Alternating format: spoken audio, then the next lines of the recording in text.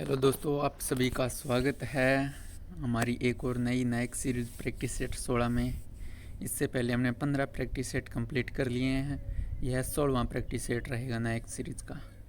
ठीक है, पहला क्वेश्चन है कि जो हमारा कैलेंडर है दृक पंचांग के अनुसार जो महाशिवरात्रि है वो किस महीने में आती है। तो ये माघ कृष्ण पक्ष की चतुर्दशी और फाल्गुन माह की चतुर्दशी को महाशिवरात्रि बनाई जाती है। होली बनाई जाती है फाल्गुन माह की पूर्णिमा को। दीपावली बनाई जाती है कार्तिक माह की अमावस्या को। करवा चौथ का व्रत आता है कार्तिक माह की चतुर्थी को। रामनवमी आती है चैत्र माह की नवमी को। और हनुमान जयंती आती है चैत्र महीने की पूर्णिमा को। बसंत पंचमी माघ महीना और पंचमी को। नवरात्रा आता है अश्विन माह की नवमी को। दशहरा अश्विन माह की दसवीं को। और दुर्गा पूजा अश्विन माह की षष्ठी को। रक्षाबंधन आता है श्रावण माह की पूर्णिमा को। इसके बाद क्वेश्चन नंबर 2। जो आर मुथुकनमल है उनको 2022 में पद्म श्री से नवाजा गया। क्यों नवाजा गया? तो क्योंकि वह भारतनाट्यम की एक प्रारंभिक नृत्य शैली का संरक्षक था। ठीक है, आर मुथुकनमल यह अंतिम देवदासी थी। देवदासी नृत्य कहाँ का प्रसिद्ध है? तो दक्षिण भारत में देवदासी नृत्य किया जाता है। भारतनाट्यम की बात करें तो यह कितना पुराना है? तो यह 2000 वर्ष पुराना है। ब्रिटिश सरकार ने भारतनाट्यम पर रोक 1910 में लगाई थी। किस धर्म को दर्शाता है? तो यह शैव धर्म को दर्शाता है। Question number 3। हिमाचल प्रदेश में हिडिंबा देवी के सम्मान में कौन सा उत्सव बनाया जाता है? तो डोंगरी उत्सव बनाया जाता है। अन्य हिमाचल प्रदेश के कौन से त्यौहार है? तो नलवारी पशु मेला, बसंतोत्सव, कसोल संगीत समारोह है, शायर उत्सव, हल्दा उत्सव, पोरी उत्सव, फुलाइच, गोची, ग्रेवाल उत्सव इत्यादि हिमाचल प्रदेश में बनाए जाते हैं। क्वेश्चन नंबर 4 है सेंसस जनगणना से। जनगणना 2011 में सबसे कम पुरुष साक्षरता किसकी थी? तो बिहार की थी 71.2%। बिहार के बाद में दूसरा स्थान अरुणाचल प्रदेश का 72.6% के साथ में। आगे भारत का लिटरेसी रेट 74.04% है, जो 1951 की तुलना में लगभग 4 गुना हुआ है। साक्षरता रेट क्या कहलाता है? तो 7 वर्ष या उससे अधिक बच्चा जो पढ़ या लिख सकता है उसे ही साक्षरता कहते हैं, उसे साक्षर की श्रेणी में रखा जाएगा।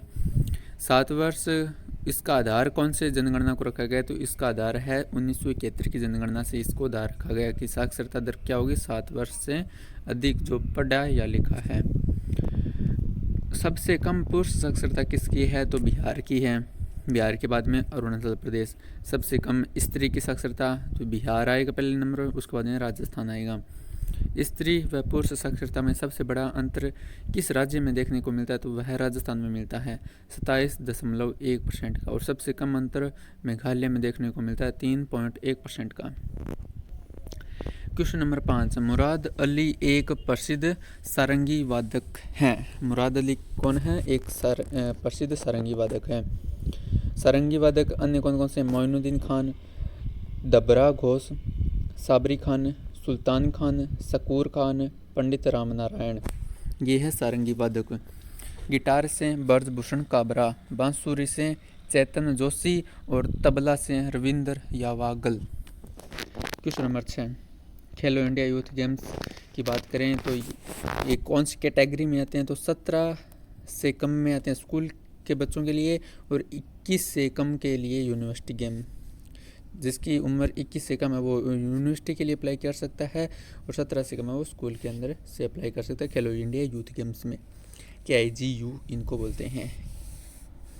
फर्स्ट संस्करण इसका दिल्ली में 2018 में हुआ था। फर्स्ट रैंक हरियाणा की आई थी। खेलो इंडिया ऐप लॉन्च कब हुआ था? 2019 में हुआ था, दिल्ली में हुआ था। ये नीचे वाले इतने इंपॉर्टेंट नहीं है। Question number 7। जो सनी डेज है वो एक ऑटोबायोग्राफी है। वो किसकी? सुनील गावस्कर की बायोग्राफी है। The guy who finish Rahul Dravid की। The straight from the heart Kapil Dev की। The test of my life Yuvraj Singh की। A century is not enough Sourav Ganguly की। 281 एंड बियॉन्ड VVS लक्ष्मण की, playing it my way Sachin Tendulkar की, सिक्स मशीन क्रिस गेल की, true colours Adam Gilchrist की, the definite biography Sachin Tendulkar के ऊपर लिखी गई बुक है जो लिखी है वैभव पुरंदरे ने, और इम परफेक्ट लिखी है संजय मांगरेकर ने, और ड्राइवन लिखी है विराट कोहली के ऊपर विजय लोकपाल के द्वारा लिखी गई है। क्वेश्चन नंबर 8, राजीव गांधी जो खेल रत्न प्राइज है उसका नाम चेंज करके मेजर ध्यानचंद खेल रत्न प्राइज कर दिया गया है। ठीक है, यह 2021 में किया गया था। मेजर ध्यानचंद खेल रत्न पुरस्कार में राशि दी जाती है 25 लाख रुपये। पहली बार यह 1991-92 में विश्वनाथ आनंद को मिला था। विश्वनाथ आनंद का संबंध शतरंज से है। ठीक है, दूसरे व्यक्ति की बात करें तो 1992-93 में मिला गीता सेड्डी को, बिलियर्ड्स खिलाड़ी है गीता सेड्डी को। पहली महिला कौन है तो यह है कर्णम मल्लेश्वरी जिसको मिला 1994 में। पहले क्रिकेटर कौन है तो सचिन तेंदुलकर है, 1997 में मिला था। पहले हॉकी में कौन है तो धनरान पिल्ले है, 1999 में मिला था। और पहली महिला hockey player Rani Rampal, very very important है। 2023 में बैडमिंटन के लिए चिराग शेट्टी और सात्विक राज को मिला है major Dhyan Chand award.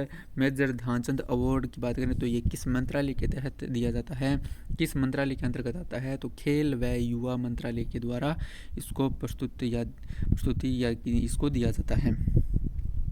Question number 9, प्रत्येक कबड्डी मैच की देखरेख के लिए कितने अधिकारी या खिलाड़ी वो अंपायर की तरह किए जाते हैं, खड़े किए जाते हैं तो वो 6 किए जाते हैं। एक होता है रेफरी, एक और होता है स्कोरर, 2 होते हैं सहायक स्कोरर और 2 होते हैं अंपायर। ठीक है, कबड्डी की बात करें तो खिलाड़ियों की अधिकतम संख्या 12 हो सकती है, मैदान पर 7 हो सकते हैं। ठीक है, कबड्डी के मैदान की माप की बात करें तो 13 मीटर इसकी लेंथ होती है और 10 मीटर इसकी ब्रीथ होती है। इसमें 3 लाइनें होती है, एक मिड लाइन होती है, एक बॉक लाइन होती है, एक बोन्स लाइन होती है, एक होती है इंड लाइन। इंड लाइन और बोन्स लाइन के बीच के अंतर होता है 1.75 मीटर का, और बोन्स लाइन और बॉक लाइन के बीच के अंतर 1 मीटर का। मिड लाइन और बॉल्क लाइन के बीच का अंतर 3.75 मीटर का होता है। कबड्डी के टाइम की बात करें तो मेल के लिए 20 मिनट, उसके बाद 5 मिनट का ब्रेक और 20 मिनट का सेकंड हाफ। फीमेल में 15 मिनट का फर्स्ट हाफ, देन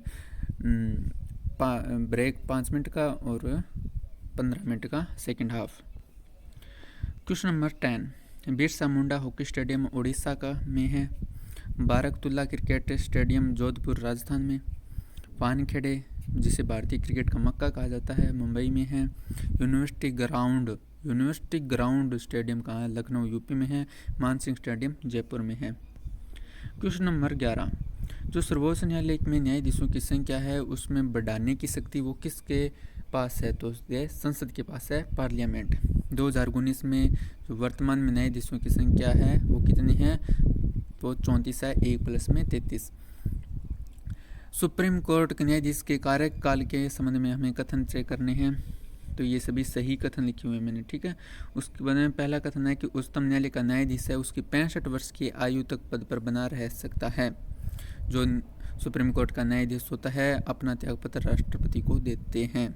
ठीक है, सुप्रीम कोर्ट के जो न्यायाधीश को संसद की सिफारिश पर राष्ट्रपति द्वारा उसे हटाया जा सकता है, आर्टिकल 124 का सब क्लॉज 4। ठीक है, उसके बाद में सुप्रीम कोर्ट के न्यायाधीश को केवल कदाचार की स्थिति में ही हटाया जा सकता है, मतलब वो एक प्रकार से कोई गलत काम कर दे तभी कदाचार भावना के विरोध में ही इसको हटाया जा सकता है। क्वेश्चन नंबर 13, भारत में सुप्रीम कोर्ट की स्थापना 26 जनवरी 1950 को नई दिल्ली में की गई थी। 1773 के रेगुलेटिंग एक्ट से सुप्रीम कोर्ट की स्थापना 1774 में हुई थी। इसकी स्थापना कोलकाता में हुई थी। मुख्य इसका न्यायाधीश एलिजा इम्पे हैं। ठीक है, उसके बाद में बात करें तो 1935 एक्ट से सुप्रीम कोर्ट में संघीय अदालत कहा गया था। बाद में 26 जनवरी 1950 में सुप्रीम कोर्ट की स्थापना होती है जिसकी पहली बैठक 28 जनवरी 1950 को होती है। उसके बाद बात करें तो chief justice of India supreme court, भारतीय जो सुप्रीम कोर्ट है उसके चीफ जस्टिस की नियुक्ति प्रेसिडेंट द्वारा होती है, आर्टिकल 124 का सब क्लॉज 2 के अंदर। और जो चीफ जस्टिस होता है सुप्रीम कोर्ट उसकी योग्यताएं एबिलिटीज़ बात करें तो 124 के आर्टिकल 3 में आती है। 5 वर्ष तक का जज हो हाई कोर्ट में, 10 वर्ष तक का एडवोकेट या वकील के रूप में हाई कोर्ट में रह चुका हो, या फिर राष्ट्रपति की नज़र में एक पारंगत विधि वेत्ता हो। क्वेश्चन नंबर 14, न्यायाधीशों का वेतन आर्टिकल 125 में आता है। वेतन इसको दिया जाता है 2.8 लाख। आर्टिकल 145 में सुप्रीम कोर्ट के नियम सख्ती व संचालन आते हैं। आर्टिकल 143 में सुप्रीम कोर्ट के परामर्श करने की राष्ट्रपति की शक्ति। आर्टिकल 141 में सुप्रीम कोर्ट के आदेश भारत के सभी न्यायालयों पर लागू होंगे। आर्टिकल 139 में रिट याचिका जारी में सुप्रीम कोर्ट की शक्ति। प्रश्न नंबर 15, भारतीय न्यायपालिका की संरचना 3 स्तरीय है, सुप्रीम कोर्ट, हाई कोर्ट और एक होता है डिस्ट्रिक्ट लेवल डिस्ट्रिक्ट कोर्ट। ठीक है। उसके बाद में क्वेश्चन नंबर 16, तदर्थ यानी एडहॉक न्यायाधीश की नियुक्ति आर्टिकल 127 में आती है। इसको क्यों सम्मिलित किया गया? क्योंकि गणपूर्ति न होने पर सुप्रीम कोर्ट में यदि गुणपूर्ति यानी पूर्ण रूप से बहुमत या जो कोटा है वह यदि कंप्लीट नहीं है तो इसको सम्मिलित किया गया था। यह सिस्टम फ्रांस से लिया गया है तदर्थ सिस्टम का। आर्टिकल 126 में आता है कार्यकारी सीजेआई की नियुक्ति। ठीक है, इसकी नियुक्ति सीजेआई द्वारा की जाती है, परामर्श राष्ट्रपति से लेता है। क्वेश्चन नंबर 17, सम्राट हर्षवर्धन के 2 महान धार्मिक सम्मेलन हुए थे। यह लगभग 5 वर्ष के अंतराल में होते थे जो कि कनौज और प्रयागराज में हुए थे। क्वेश्चन नंबर 18, कौन था जो हर्षवर्धन और कुमार भास्कर वर्मा के राज्यों की यात्रा किसने की थी? तो ये किसने की थी? ये हवेत्संग ने की थी। हवेत्संग को यात्रियों का राजकुमार प्रिंस ऑफ पिलग्रिम्स ये आया था 629 AD में, गया 644 AD में, 15 वर्ष तक यह रुका था। इसकी बुक है CUK में वर्णन इसका मिलता है। क्वेश्चन नंबर 19, बाणभट्ट किसके दरबारी कवि थे? तो ये हर्षवर्धन के थे। रचनाएं हैं हर्षचरित्र भाग 8 में, इसमें कितने भाग हैं? 8 भाग हैं हर्षचरित्र में। बुक बाणभट्ट यानी कादम्बरी पार्वती प्राई ने, और बाणभट्ट ने ही हर्षवर्धन को बांसुरी वादक कहा है। हर्षवर्धन के 3 नाटक है, नागानंद, प्रियदर्शिका और रत्नावली। उसके बाद में आता है कनौज त्रिपक्षीय संघर्ष। क्वेश्चन नंबर 20 में आता है कनौज त्रिपक्षीय संघर्ष। इसमें 3 पक्ष थे, गुर्जर प्रतिहार, राष्ट्रकूट और पाल वंश। ठीक है, गुर्जर प्रतिहार के संस्थापक थे नागभट्ट फर्स्ट, राष्ट्रकूट के दंती दुर्ग, पाल वंश के गोपाल, ये क्या थे? संस्थापक थे। ये नक्शे के अंदर यहाँ पर दिखाए हुए लगभग गुर्जर यहाँ पर थे, राष्ट्रकूट यहाँ पर थे, पाल यहाँ पर थे। इसके बाद में बात करें तो यह जो कनौज का त्रिपक्षीय संघर्ष हुआ था ये किन किन के मध्य हुआ था? ये तो संस्थापक थे इन वंशों के, लेकिन ये किन के मध्य हुआ था? वत्सराज, ध्रुव और धर्मपाल। गुर्जर प्रतिहार वंश से थे वत्सराज, राष्ट्रकूट से ध्रुव और पाल वंश से धर्मपाल। ठीक है, अंतिम विजय किसकी हुई थी? इसमें तो नागभट्ट सेकंड की इसमें अंतिम विजय होती है गुर्जर प्रतिहार से। गोपाल कौन था? गोपाल औदंतपुरी में मठ का निर्माण करता था। औदंतपुरी में मठ का निर्माण किसने किया था? तो गोपाल ने किया था। ठीक है, क्वेश्चन नंबर 21, पाल वंश के धर्मपाल द्वारा क्या क्या बनाए गए थे? तो एक बनाया गया था विक्रमशिला महाविद्यालय सोमपुरा बिहार में, और जगदल महाविहार, ये इतने इनके द्वारा बनाए गए थे। नालंदा विश्वविद्यालय की बात करें तो यह कुमारगुप्त द्वारा स्थापित किया गया था। आकार के अनुसार ग्रहों को अवरोही क्रम मतलब आकार के आधार पर, तो सबसे बड़ा कौन है? बृहस्पति, दैन, शनि, दैन, अरुण, वरुण, पृथ्वी का नंबर 5 पे आती है, और शुक्र, मंगल और बुध। पार्थिव ग्रह कौन कौन से हैं? यानी आंतरिक ग्रह, इन्हीं स्थलीय ग्रह या चट्टानी ग्रह भी इन्हीं को बोला जाता है। बुध, शुक्र, पृथ्वी, मंगल। और बाह्य ग्रह या गैसीय ग्रह या जोवियन प्लैनेट ये किसको बोले जाते हैं? जुपिटर, सैटर्न, यूरेनस और नेपच्यून। बृहस्पति, शनि, अरुण और वरुण। उसके बाद में क्वेश्चन नंबर 24, दिन व रात होने का कारण क्या है? पृथ्वी का अपने अक्ष पर घूर्णन करना, मतलब पृथ्वी अपने अक्ष पर कितनी झुकी हुई है? 23.5 डिग्री, जिसके कारण ही ऋतु परिवर्तन का कारण होता है। ग्रह घूर्णन सभी पश्चिम से पूर्व की ओर करते हैं, लेकिन अपवाद क्या है? शुक्र और अरुण है वो पूर्व से पश्चिम घूमते हैं। किस डायरेक्शन में? पूर्व से पश्चिम डायरेक्शन में घूमते हैं, मतलब ये उल्टे घूमते हैं, और सभी ग्रह है वो पश्चिम से पूर्व।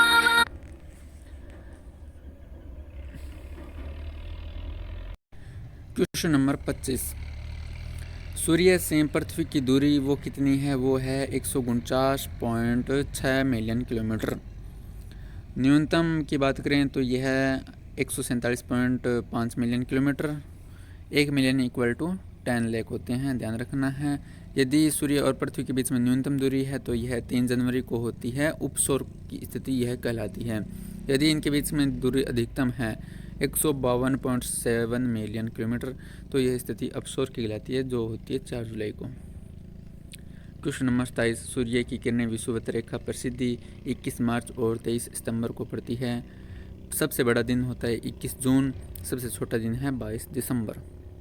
क्वेश्चन नंबर 28, क्षेत्रीय ग्रामीण बैंकों की स्थापना 1975 में हुई थी। ठीक है, देश में आरआरबी एक्ट 1976 में आया था। आरआरबी एक्ट की बात करें तो केंद्र सरकार की में इसमें भागीदारी होती है 50% की, राज्य की सरकार की होती है 15% की, और स्वयं बैंक की होती है 35% की। प्रथम आरआरबी की स्थापना मुरादाबाद यूपी में की गई थी, जिसको नाम दिया गया था प्रथमा बैंक।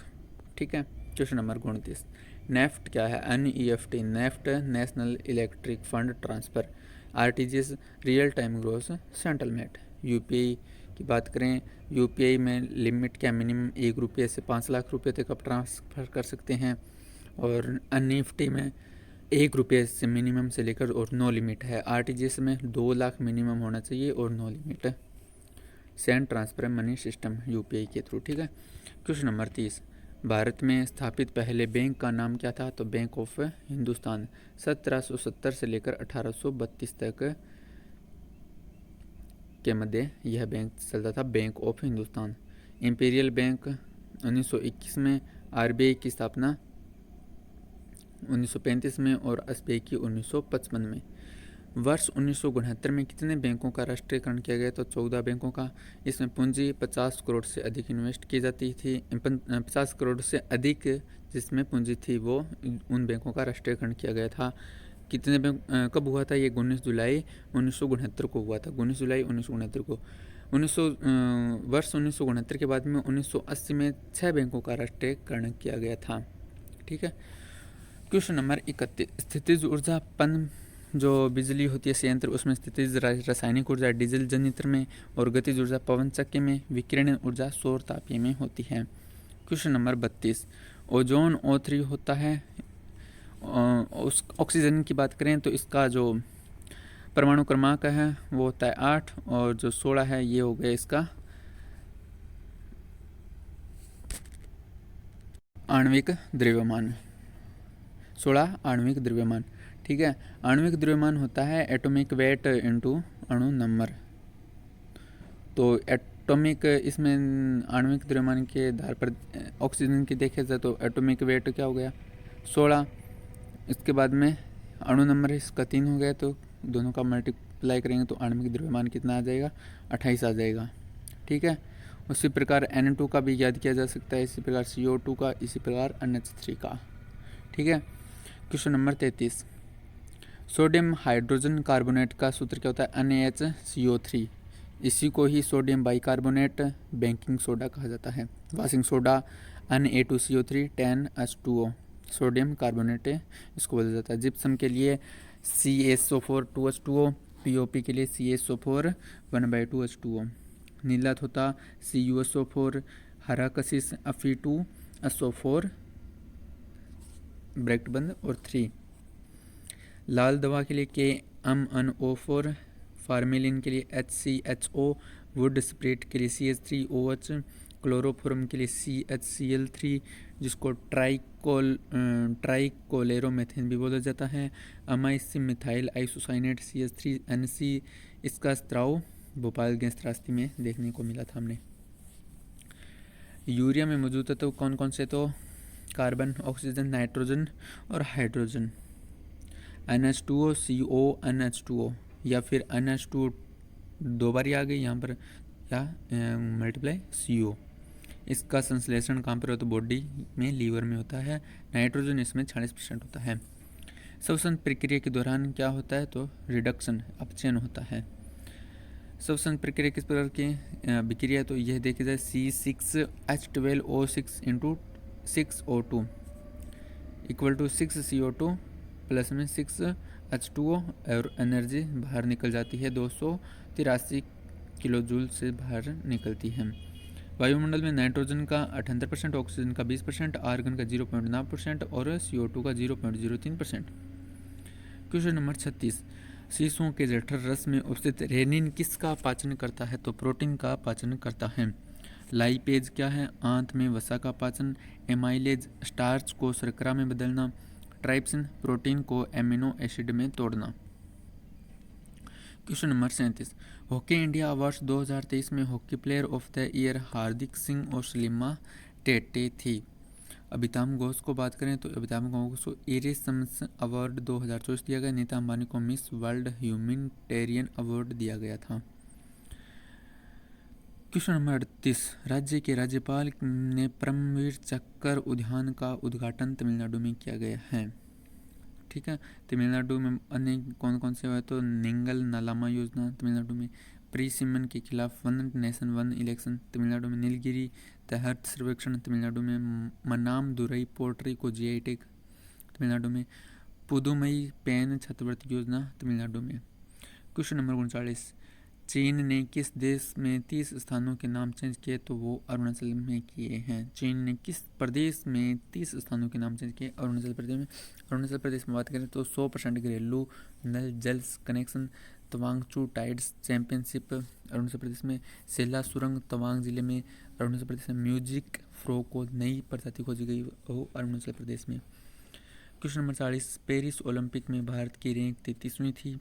ध्वजवाहक शरद कमल और PV सिंधु। मोटो था मेड फॉर शेयरिंग। यहाँ पर हमारी कक्षा को विराम देने की स्थिति हो चुकी है, टाइम भी हो चुका है काफ़ी, और हमने यहाँ पर कितने हो गए हमारे प्रैक्टिस सेट? तो ये हमारे हो चुके हैं 16 प्रैक्टिस सेट कंप्लीट हो चुके हैं। कल होगा 17वां प्रैक्टिस सेट, नेक्स्ट सीरीज़ का 17वां प्रैक्टिस सेट कल होगा। अभी के लिए इतना ही। सभी को धन्यवाद, सभी को जय हिंद।